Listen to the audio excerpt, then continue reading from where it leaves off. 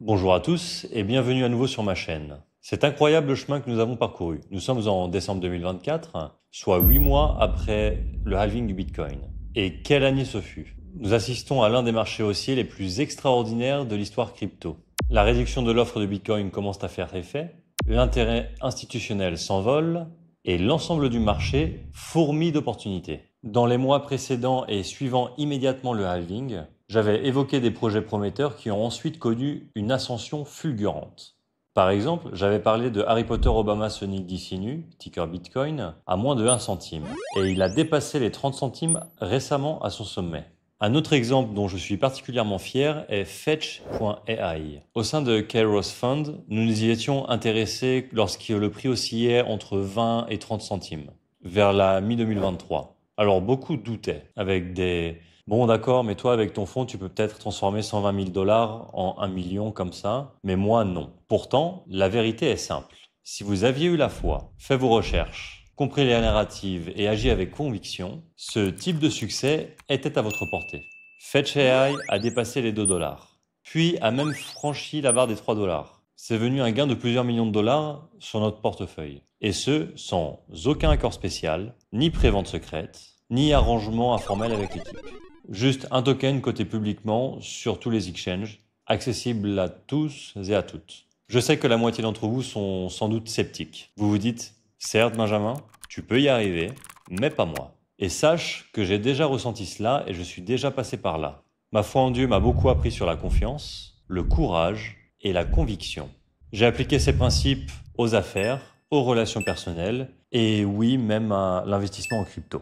La foi ne garantit pas que vous choisirez toujours le bon projet, mais elle vous donne le courage de saisir les opportunités lorsqu'elles se présentent. Que vous partagiez mes convictions religieuses ou non, je vous encourage à cultiver une certaine forme de croyance en vous-même, en la valeur de l'éducation, en la croissance de ces technologies, afin de profiter des opportunités offertes par ce marché. Si c'est votre première saison en crypto, je ne vais pas vous mentir en vous disant qu'on est super tôt. Nous ne sommes plus au coup d'envoi. Imaginez un match de football. Nous sommes maintenant à la mi-temps, déjà bien engagé dans la partie. Le halving du Bitcoin a fait son effet en provoquant un choc au niveau de l'offre et nous observons les répercussions se propager à travers tout l'univers crypto. Est-il trop tard pour gagner de l'argent? Absolument pas. Nous ne sommes peut-être plus au tout début, mais le score est loin d'être figé. À l'image d'un match qui peut s'étendre, ce marché pourrait vous surprendre par son endurance. Dans la vidéo d'aujourd'hui, je vais aborder plusieurs points clés. Le paysage post-halving du Bitcoin. Nous verrons pourquoi, après avoir affiché une telle force, Bitcoin a connu un repli, et pourquoi il ne faut pas s'en inquiéter outre mesure. En 2, la poursuite du marché haussier. J'expliquerai quels facteurs peuvent encore stimuler ce bull run, et pourquoi je pense qu'il peut durer. En 3, comment profiter de ce marché 2025. Que vous soyez là depuis les cycles précédents ou que vous veniez d'arriver il y a moins d'un mois, je vous montrerai les stratégies pour trouver les opportunités de x2, x5, voire x10. En 4, nous allons voir l'importance des capitalisations et des narratifs. Il est important de comprendre les différentes strates de capitalisation, des blue chips aux petites pépites. Cela vous aidera à identifier les vrais gisements de richesse. En 5, nous allons voir les infrastructures améliorées à travers les récents progrès de Coinbase, tant sur le plan technique que sur l'expérience utilisateur, rendant le secteur plus sûr et plus fluide. En 6, nous allons voir le potentiel de croissance de Fetch.ai. Je vais donc mettre en avant les performances remarquables de Fetch.ai et j'expliquerai pourquoi je pense que ce projet lié à l'IA a encore un fort potentiel de croissance. En 7, nous allons aborder la réalité des meme coins. Qu'on les aime ou qu'on les déteste, les meme coins ont un angle social et réglementaire unique, qu'on ne peut ignorer. Ensuite, en 8, nous allons voir la tokenisation des actifs numériques ainsi que d'autres projets émergents.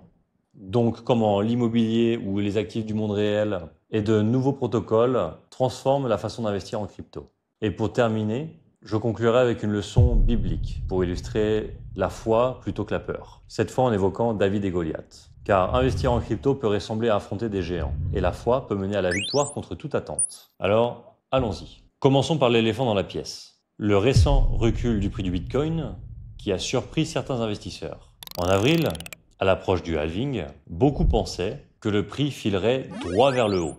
Historiquement, pourtant, le Bitcoin a souvent vécu une correction avant le halving.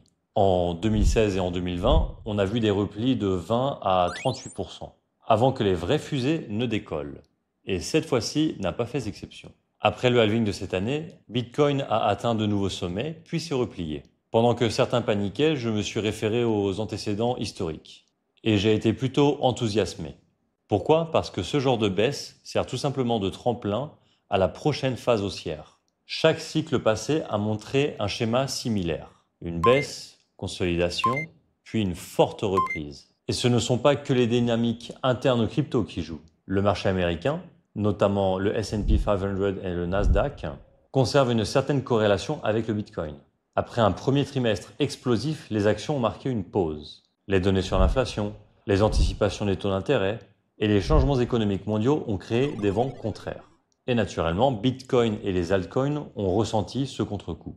Mais tout investisseur sur les marchés le sait. Les replis sur un marché haussier ne sont pas uniquement normaux, ils sont sains. Aucun marché ne grimpe de façon linéaire. Des corrections périodiques sont nécessaires pour purger les effets de levier, réinitialiser le sentiment de marché et établir des planchers de prix plus solides. À chaque reprise, le marché en ressort plus fort. Alors, quels sont les éléments qui pourraient continuer à alimenter ce marché haussier? Passons-les en revue. Tout d'abord, Jérôme Powell et la Fed ont indiqué une baisse des taux d'intérêt sur toute l'année 2024 jusqu'en 2025. Même s'il reste prudent, chaque baisse supplémentaire ajoute des liquidités sur le marché.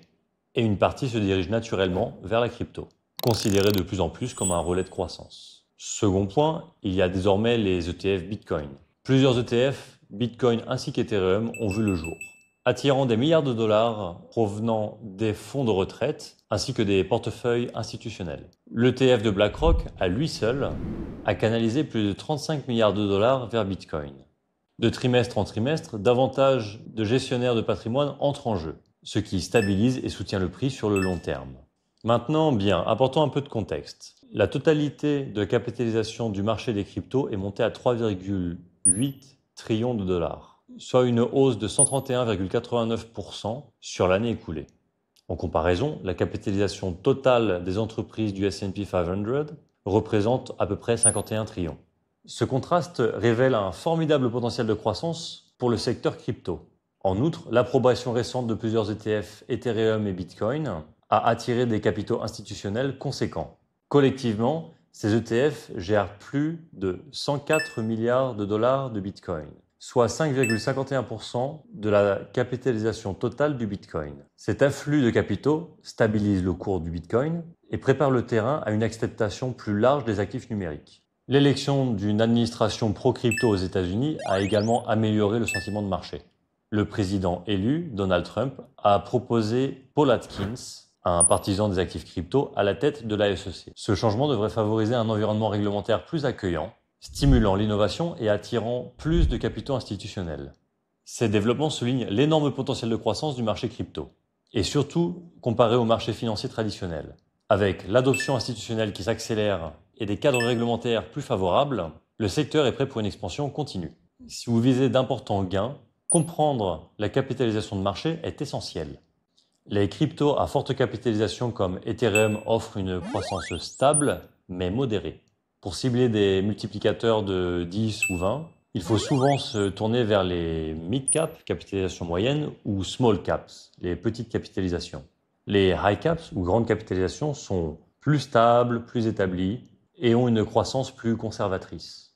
Les mid-cap, celles qui sont valorisées à moins d'1 milliard de dollars, offrent un potentiel de rendement substantiel, plus établi que les small cap, mais avec encore de très belles marges de progression. Les low cap, donc les cryptos qui ont moins de 100 millions de market cap, comportent un risque évidemment plus élevé. Cependant, c'est souvent là que naissent les grands gagnants. Débusquer le prochain Fetch AI est la voie vers les fortunes. Et il est important de noter que les low cap ne sont pas toujours plus risquées, surtout lorsqu'elles sont listées sur des échanges réputés, type Coinbase, Bybit, Binance. Être listé sur l'un de ces échanges implique un niveau de vérification élevé. Certes, il reste des risques, mais ce n'est pas comme acheter un token totalement inconnu sur une plateforme marginale. Et gardez ceci à l'esprit, quand Bitcoin corrige, tout le marché corrige.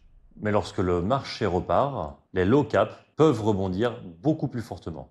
Pour un nouveau venu, rentrer dans la crypto, c'est un peu comme rentrer dans un combat en cage de MMA sans avoir eu l'entraînement avant. C'est un environnement hyper compétitif où les particuliers, les whales ou baleines et les institutionnels recherchent tous des profits. Donc, pour survivre et prospérer, il faut étudier les narratifs. Donc, ne vous contentez pas d'acheter au hasard. Essayez de comprendre pourquoi un projet pourrait monter. Est-ce qu'il est lié à l'IA, à la tokenisation? Est-ce que c'est une nouvelle solution Layer 2? Est-ce que c'est de la DeFi, des NFT? Ensuite, restez informé. Suivez des analystes crédibles, rejoignez une communauté et restez à jour dans vos recherches. Car le bon timing est essentiel. Ensuite, en 3, gérez le risque. N'investissez jamais plus que ce que vous pouvez vous permettre de perdre. Le DCA, Dollar Cost Average, qui est un achat en fait sur plusieurs étapes, est une stratégie souvent judicieuse car ça permet de lisser le prix d'entrée. Ensuite, en 4, utilisez les bons outils. Familiarisez-vous avec les échanges décentralisés, les bridges entre les blockchains et apprenez à utiliser un wallet. Il faut surmonter la friction technique pour accéder aux opportunités précoces. Maintenant, parlons de Coinbase, qui a accompli de grands progrès pour résoudre de nombreux problèmes qui freinaient les nouveaux investisseurs. Tout d'abord, la création instantanée de portefeuilles en moins de 10 secondes à travers leur application. En 2, les transactions via passkeys, donc plus besoin de retenir une phrase de 24 mots. En 3, la sécurité biométrique. Utilisez vos empreintes digitales ou la reconnaissance faciale pour protéger vos actifs. Et enfin, des interactions on-chain simplifiées. Vous connectez votre wallet Coinbase directement aux exchanges sans avoir besoin de copier et coller des adresses, ce qui réduit le risque d'erreur. Et donc ces améliorations abaissent la barrière d'entrée sur le marché, facilitant l'arrivée et la fidélisation de nouveaux venus dans le monde crypto. Maintenant, parlons de Fetch AI. Avant le halving, en mi-2023, j'avais repéré Fetch AI entre 20 et 30 centimes, avec une forte conviction. Pourquoi ? Parce qu'il se positionne au carrefour de 2 narratives majeures, l'IA et l'interopérabilité blockchain. Fetch AI propose un réseau d'apprentissage machine décentralisé, en libre accès, permettant de construire une infrastructure intelligente pour une économie numérique décentralisée.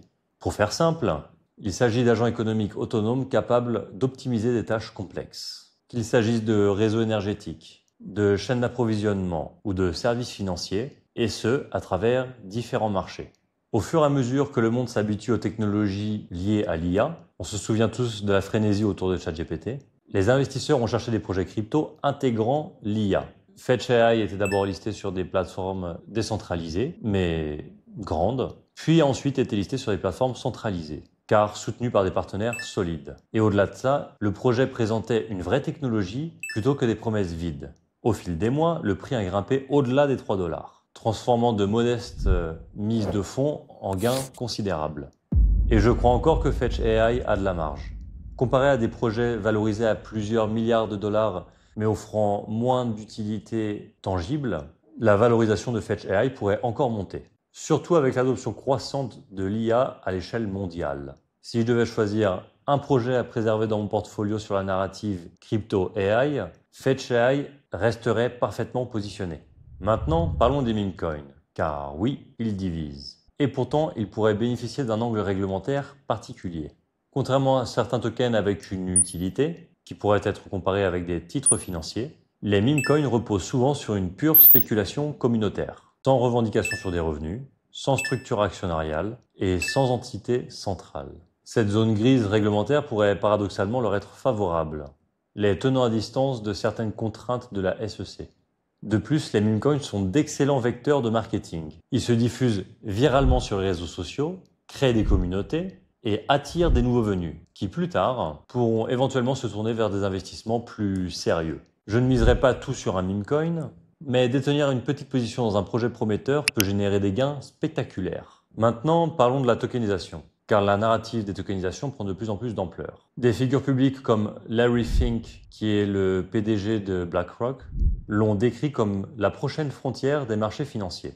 Imaginez fractionner les actifs comme de l'immobilier, de l'art ou les obligations d'entreprise en tokens numériques, accessibles globalement en toute transparence. Des projets comme Propi se sont illustrés en proposant d'intégrer les actes de propriété immobilière sur la blockchain, offrant une vérification instantanée et évitant les lourdeurs administratives. Propi, dont j'ai déjà parlé dans des vidéos précédentes, est passé de quelques centimes à plus de 2 $.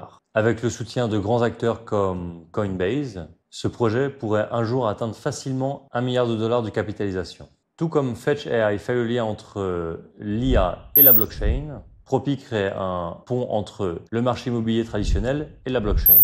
Le potentiel est énorme et la narrative est encore jeune. À mesure que les sources de revenus réelles et stables entrent sur la blockchain, les valorisations des projets crypto pourraient exploser. Je vous recommande de garder un œil sur les projets soutenus par l'écosystème Base, la blockchain de Coinbase. Avantis, BSX, Onboard, OpenCover et Trueflation.